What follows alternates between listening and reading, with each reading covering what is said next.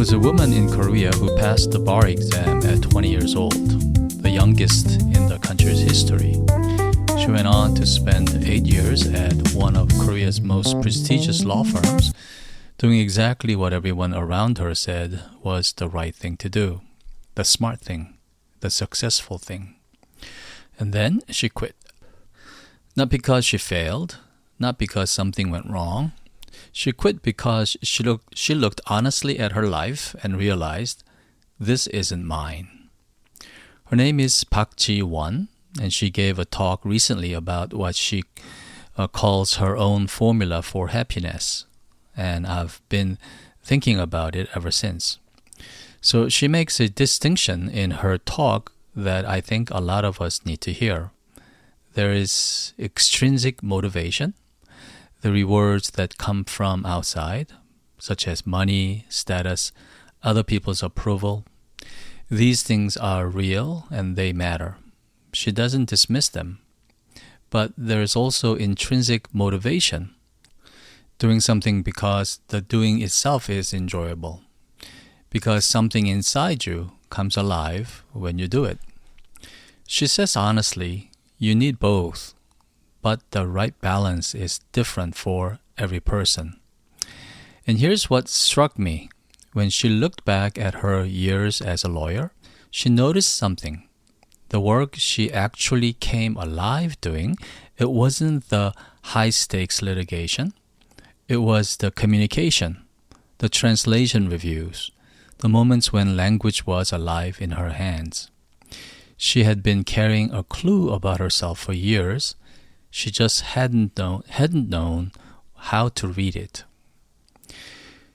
She calls this building a database of yourself. You have to actually try things. You have to live it, not just think about it. No one else can do that for you. Now, I want to sit with that for a moment because I think there is something true and something incomplete in it. The idea of knowing yourself is ancient. Bakji-won mentions Socrates, know thyself, and that's a good place to start. But the wisdom tradition I come from presses the question even deeper. The scriptures and the teachers who have faithfully read them have always insisted that self-knowledge and knowledge of God are bound together. You can't fully have one without the other. When you look honestly at yourself, your limits, your emptiness, the things you cannot fill on your own, something happens. That honesty doesn't just give you better career data, it moves you.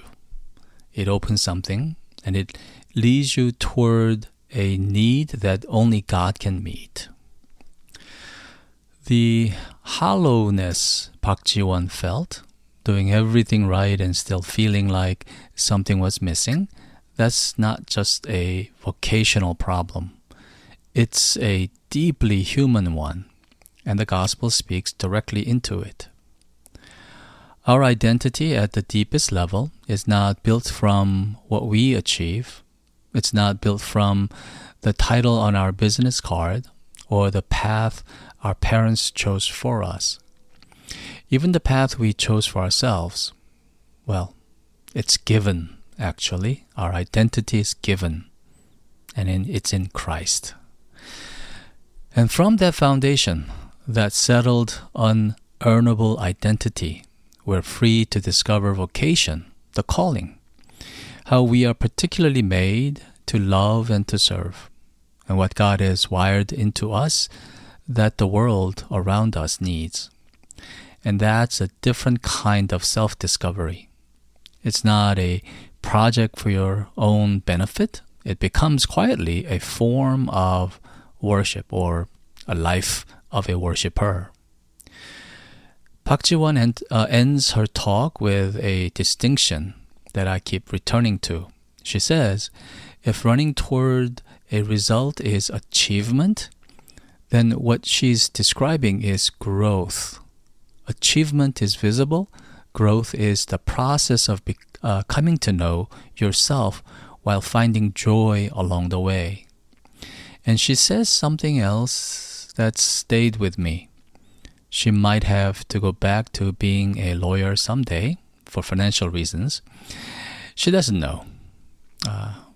But if she does, she says it'll be different because this time it would be her own choice. The bitterness would be gone.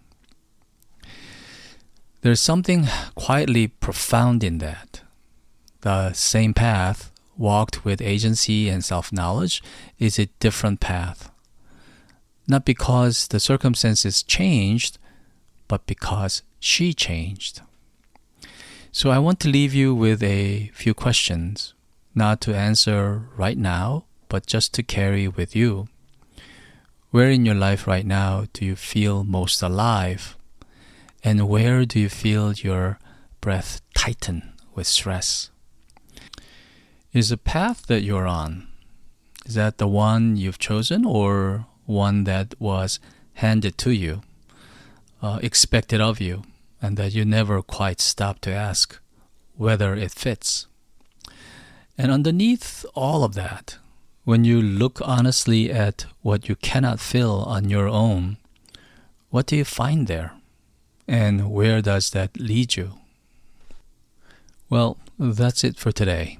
Thanks for joining us once again.